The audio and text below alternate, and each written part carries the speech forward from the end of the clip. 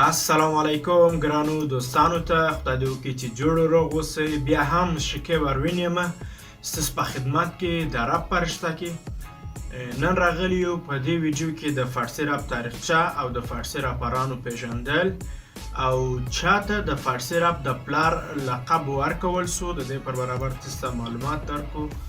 خدای دې وکړي چې ویډیو مو د خوښۍ ور وګرځي. آتیش داره میریزه رو شهر ابعاد فاجعه تو این جا شده پر علاشی باشون منم معاملت پاشی میبینی تیک دارم رو پیشرفت سول من تو 6-7 صبح بیدارم و دوباره میخوام زل بزن بیا ببین بغضو تا حالا اینطوری دیده بودی تو من تخصو اون سر به سر من میذاره در به در شب بیداره هی گیر و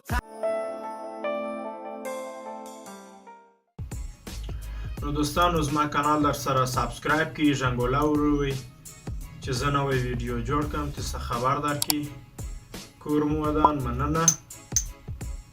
نو راځئ چې ویډیو ته راوګرځو. په ایران کې فارسی رپ په اویایمې لسیزه کې شکل ونیوی او لومړی فارسی رپ غزله چې د حسین شمایي زاده او د ده د زوی چې د شپېتمې لسیزې په اویایلو کې ترتیب او وړاندې کوي. کولی شئ چې یو سپک نمونه یې وګورئ. میدونم که دروغ میگی وقتی میگی که دوستم میداری که دوستم میداری ولی راست که دروغ بگو باز که دوستم میداری که دوستم. او وروسته په اویایمې لسیزې په شاوخوا کې د سندي په نامه یو هنرمند یو رپ غزله مشهور په پری پری وړاندې کوي. د دې هم کولی شئ چې یو سپک نمونه یې وګورئ. میخوای باش بپری پری پری الهی بره بپری واسه کرایه خونه واسه چه جکو داری.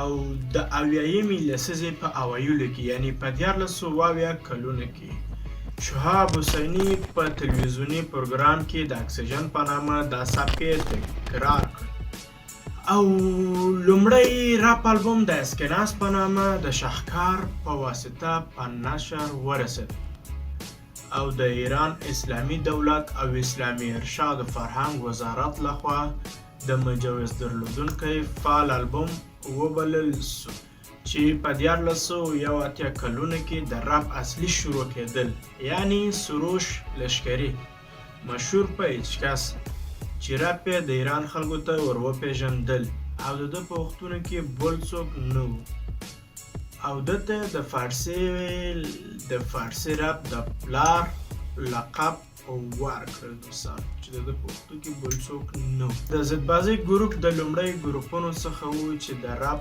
سبک یې په فارسي ژبه رپونه ترتیب کړل دوستان. او پسې راتېر سه وروسته نور رپران د رضا پشرو په نامه حسین ابلیس امیر تتلو او یاسر یاس فارسی رپ ته ورداخل شول تر څو فارسی رپ په منظم ډول مخ ته ویسي او دغسې څو چې په منظم ډول مخ ته وړي تر دغه وسه پورې.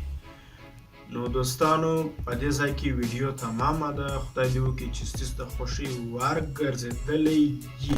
زما کانال در سره لایک سابسکرایب ژنګوله وروئ ویډیوګانې لایک کړئ کمنټ ورکړئ. کور مو ودان تر دا وسه خو هېڅ حمایت نه دی سوی. زه دوغواړم چې زه پوهېږم په آینده کې